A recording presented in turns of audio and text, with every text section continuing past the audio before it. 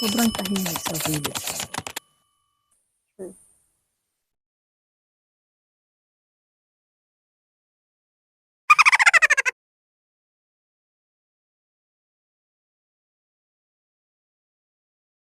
Konti lang din yung tao kasi parang feeling ko, syempre pag lumaki ka sa village or sa small town, laging dream big. Gusto mo, pupunta ka sa city, gusto mo, ganito, ganyan. You are going to dream big, you're going to expand yourself. Pero pag tumatanda ka na, babalik, mas gusto mo yung ganito, babalik ka sa hometown, babalik ka sa, sa dati. Syempre, what's your, fondest memory of childhood?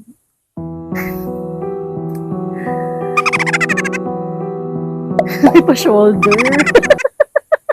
Baka. Childhood? Your fondest childhood memory? I would say na ang pinaka naaalala ko is on the spot beauty pageant. Yeah. Kasama rin si Kikay. Ah. At saka si Chabe. On the spot beauty pageants. Pag may naglalaro sa... Ang on the spot beauty pageant, yung kumbaga yung mga kumot. Yan. Ayan, long gown yan, automatic. And Siyempre. question and answer. Question and answer. Ako na ang pinakamatalino sa kanilang lahat. Sa line-up. Sa line-up ng mga batang yun. Sa lagay na yun. Confident na ako noon. Oo. Tapos, high school photoshoot. Yan.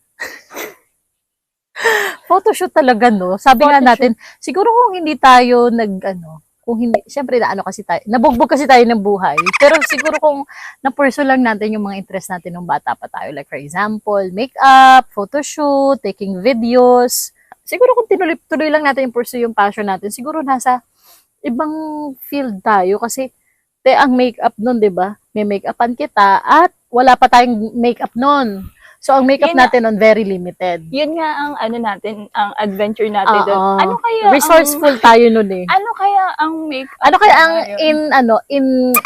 kaya wala tayong eyeliner? So, smoky eyes tayo, di ba ngayon? Kailangan sa akin smoky eyes. Oo, uling. Yeah. Ganun.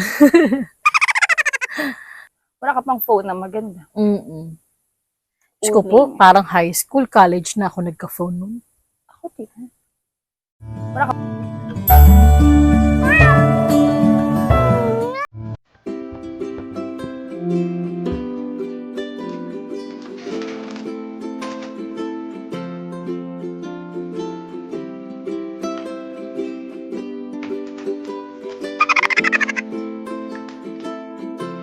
Yung pala bago niyang show, no? Fairness din naman, very hardworking talaga siguro. Tanda mo nung bata tayo. Pag di ba meron tayong collection of Meet Your Garden, F4. Lahat yan, kompleto yan. Si Mama, walang episode na pinalapas yan. At started with a kiss. Ayan. Dr. Michael dyan. Pak! Yeah. Oh, yan. Ganun mga childhood natin. So, barber pala siya sa dyan. Anong title? The Village Barber. Nagawa talaga siya ng certificate. Nag-aral talaga siya. Sa first episode, sinabi. Pero walang tatalo. Saan? Sa trust.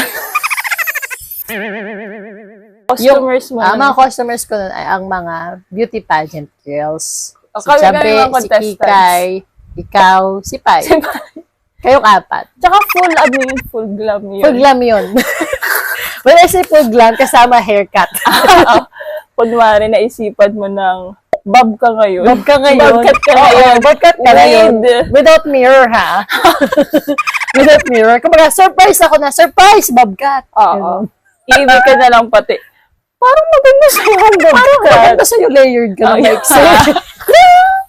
Yan. Oo. Tsaka walang opinion mo. Parang masyado lang maiksi. Wala.